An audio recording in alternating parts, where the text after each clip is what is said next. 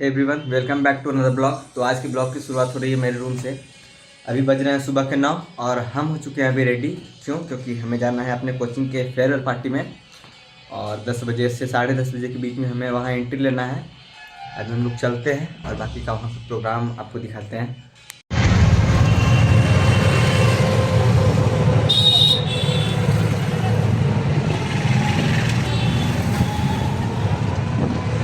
तो finally we are in destination. हम आ चुके हैं श्री विनायक होटल। प्रोग्राम यहीं पे अटेंड करना है हम लोग को। अभी तो सामने से कुछ वैसा दिख नहीं रहा है। सर यहाँ पे खड़े हैं, कुछ लोग और आए हुए हैं और अभी हम लोग अंदर चलेंगे और अंदर का जो व्यू है ना वो क्लियर करेंगे, देखेंगे।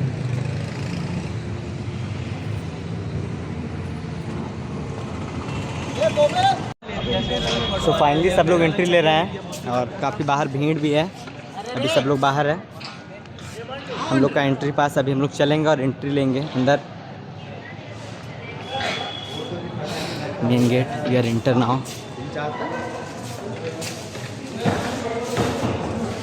जहाँ पे भैया चेक कर रहे हैं एंट्री कार्ड। भैया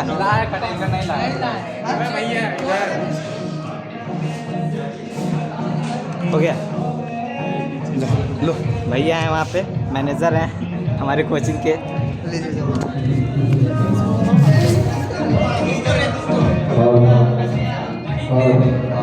ये हमारा अंदर का सजा हुआ है। यहाँ पे जो प्रोग्राम वगैरह होना है यही हॉल में होगा। अभी डेकोरेशन का काम चल ही रहा है, मतलब कम्प्लीटली हुआ नहीं है और बहुत सारे प्रोग्राम हैं। सर आ गए हैं अभी। Hi sir.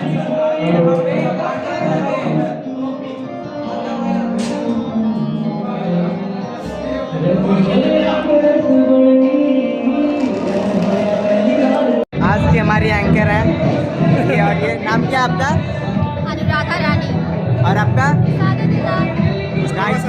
आज की मेरी जो यहाँ की होस्ट है, एंकर है, वो ये दोनों हैं। आज की एंकरिंग इन लोग संभालेंगे और बाकी आगे का आपको ब्लॉग में दिखेगा। फाइनली अभी थोड़े टाइम में यहाँ प्रोग्राम शुरू होगा। फ्रंट सीट हमें अलॉट हुआ है, सबसे आगे हम लोग बैठे हुए हैं कि सब लोग आएंगे, प्रोग्राम यहाँ से स्टार्ट होगा। प्लॉट भर चुका है, सब लोग सीटेड हो चुका है। जितना भी लोग था सब बैठ चुका है लाके। कुछ लोग पता नहीं बाहर भी होगा।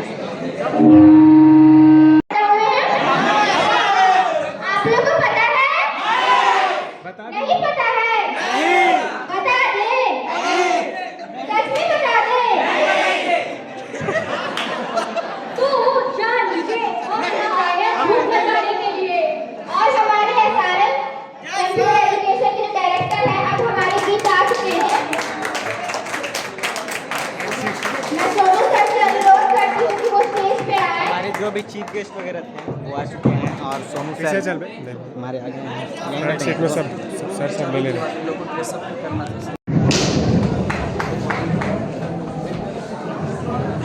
जितने भी चीफ गेस्ट लोग आए हुए थे सब आपको दिख रहे होंगे। अभी यहाँ पे केक होगा और बाकी का सारा प्रोग्राम आपको हम दिखाएंगे लाइव रिकॉर्डेड। तो देखिएगा सारा प्रोग्राम।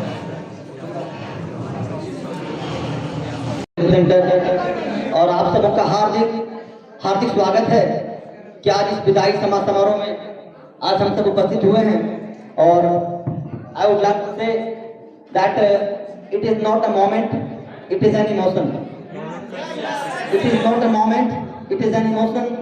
और ये इमोशन ही है कि आप सब यहाँ पे अभी तक एकत्रित हुए हैं और अपने भावनाओं को अपने आप पर नियंत्रण करके आप जो यहाँ पे अपने आप को विराजे हुए हैं, अपने आप यहाँ पे टिकाए हुए हैं। मैं आप सबों का एक बार प्रशंसा करता हूँ और सराहना भी करता हूँ।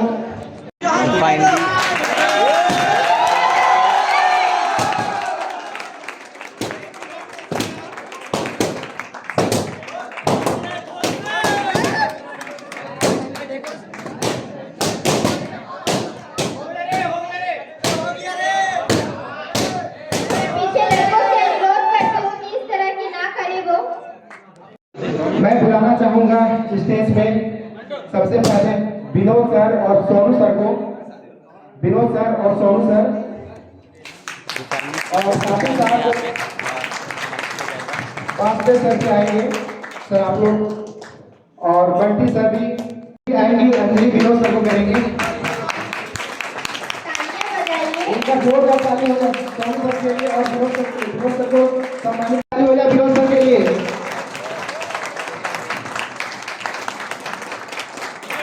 अंशु कुमारी रेडी रहेगी, अंशु कुमारी आ जाएगी। बासु सर को सम्मानित करेंगे अंशु कुमारी।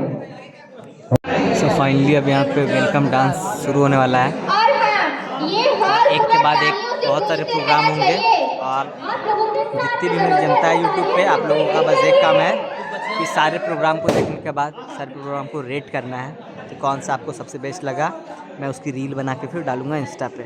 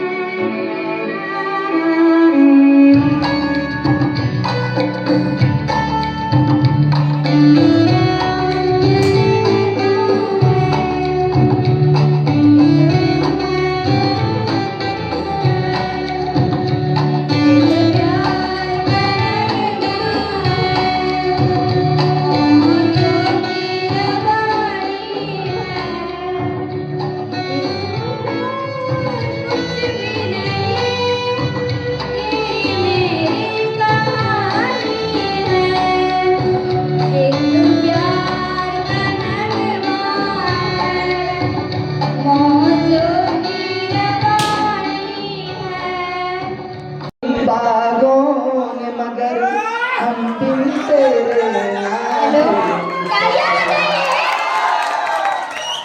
सावन में जल रे दिन रात मगर तेरा प्यार नहीं भूला। क्या क्या हुआ दिल के साथ, क्या क्या हुआ दिल के साथ मगर तेरा प्यार नहीं भूले। हम भूल गए रे हर बात मगर तेरा प्यार नहीं भूले। धन्यवाद। तालियों की बौछार के साथ स्वागत करें स्वर्ण का।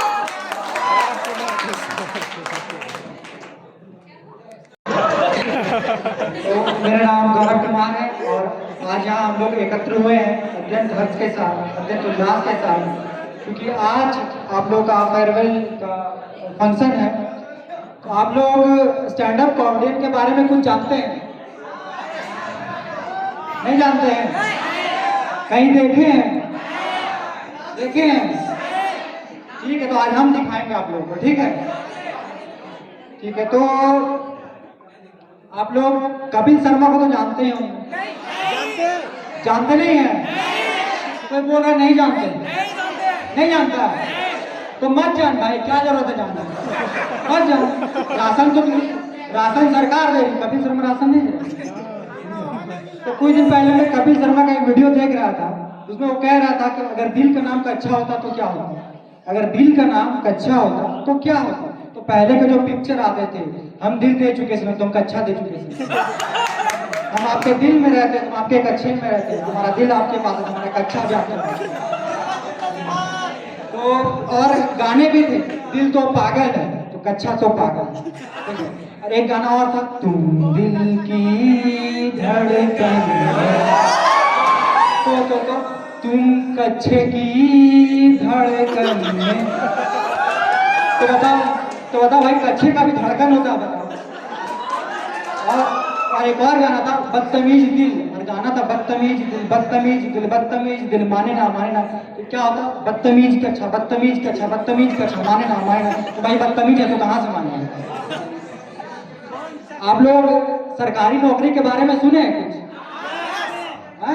हमारे इंडिया में बहुत क्रेज है सरकारी नौकरी का, बहुत ट्रेंड है सरकारी नौकरी, बहुत ट्रेंड है। तो उसी सरकारी नौकरी की आलोचना करेंगे हम। खासकर आज जो लड़कियों के पेरेंट्स हैं, खासकर लड़कियों के जो सो कॉल्ड फादर हैं, तो इतने एक्साइटमेंट से अपनी बेटी के लिए सरकारी नौकरी का लड़का ढूंढते हैं कि जैसे उनकी बेटी की शादी नहीं करनी, खुद की शादी करनी। खुद तो कुछ किया नहीं, खुद तो वेले बैठे।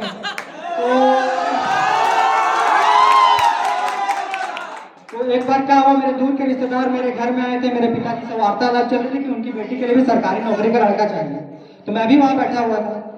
तो बातें खत्म होने के बाद मैंने उनसे, वो बोले कि बेटा तुम्हारा कोई दोस्त हो तो बताना। तो मैंने कहा अंकल आप वो हो? कहते क्या हो? मैंने कहा वही। कहते क्या वही? मैंने कहा अंकल आप AC BC CC हो, अखंड चूतिया, बहुत चूतिया, चमन चूतिया। तो हुआ क्या कि सरकारी नौकरी के कारण बहुत लोगों की शादी भी नहीं हो रही। ठीक है,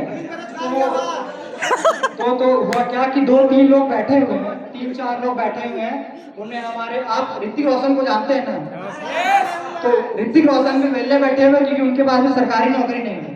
ठीक है, और नाना पाटेकर को तो जानते होंगे, तो नाना पाटेकर भी वहाँ पे है। और आप एक बहुत पुराने कलाकार थे अजीत खान, वो भी वहाँ बैठे हुए हैं। और वहाँ मोटू पतलू देखे आप लोग? तो मोटू भी बैठे हुए हैं। ठीक है, और वहाँ बात चल रही, जो मिर्जापुर वाले मुन्ना भैया, उनकी बात चल रही है। क्योंकि उनकी भी शादी नहीं हो रही, क्योंकि उनके पास भी सरकारी नौकरी है नहीं। तो अजीत खान जो है बहुत पुराने कलाकार हैं, वो कहते हैं कि ऐसे कहते हैं, मुन्ना की माँ कह रही थी, मुन्ना की माँ कह रही थी उसको अच्छी बीवी चाहिए, और उसको कौन बताए अच्छी बीवी बिना सरकारी नौकरी के नहीं मिलती। इसी बीच मुन्ना भैया वहाँ आ जाते हैं, और मुन्ना भैया इस बात को सुनकर काफी डिमोरलाइज हो जाते हैं।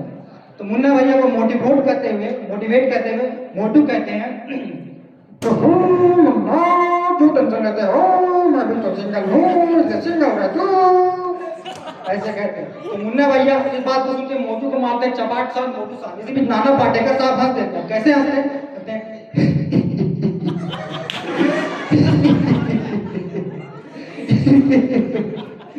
ठीक है। तो ऋतिक रोशन भी वो भी मिलने बैठे हुए, क्यों? उनके पास भी सरकारी नौकरी है नहीं, तो उनको भी लड़की नहीं मिल रही। वो कहते हैं कि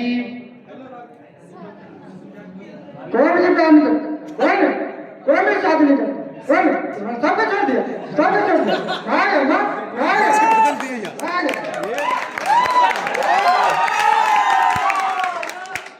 तो उधर से एक बहुत पुराने कलाकार थे हमारे, राजकुमार का नाम सुना आपने? तो बहुत पुराने कलाकार थे राजकुमार, तो आवाज सुन के पहचान लीजिएगा कौन है।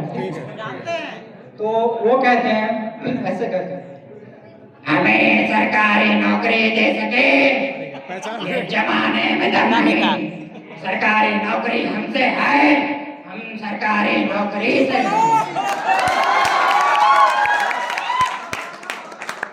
ये तो बात हो गई कॉमेडी की, तो प्यार मोहब्बत की बातें करें, क्योंकि आजकल प्यार मोहब्बत बहुत ट्रेंड में, सरकारी नौकरी से ज्यादा। तो आप लोग जाकिर खान को जानते हैं? जाकिर खान को जानते हैं? हाँ।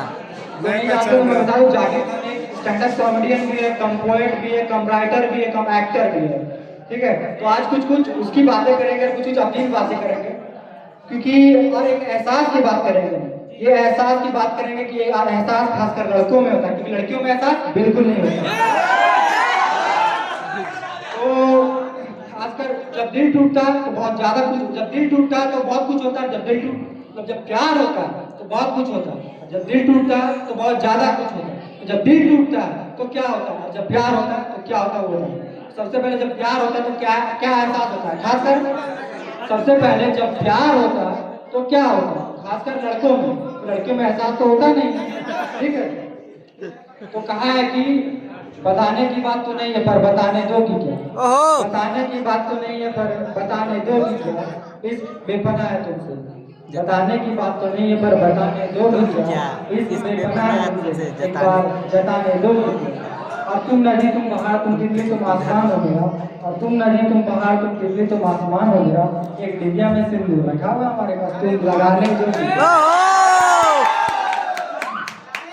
और जब इश्क होता है तो इसमें दूरियां भी पड़ती है, मतलब आप जब आप किसी से इश्क करते हो वो बेपरवाह, आप अपना उसे अपना एहसास बताते हो, फिर भी किसी तरह से एक्सेप्ट नहीं होता। ठीक है, फिर भी बात होती रहती है, फिर भी बात होती रहती, तो उसका इंतजार रहता है कि कब उसका कॉल मैसेज कुछ भी आ जाए।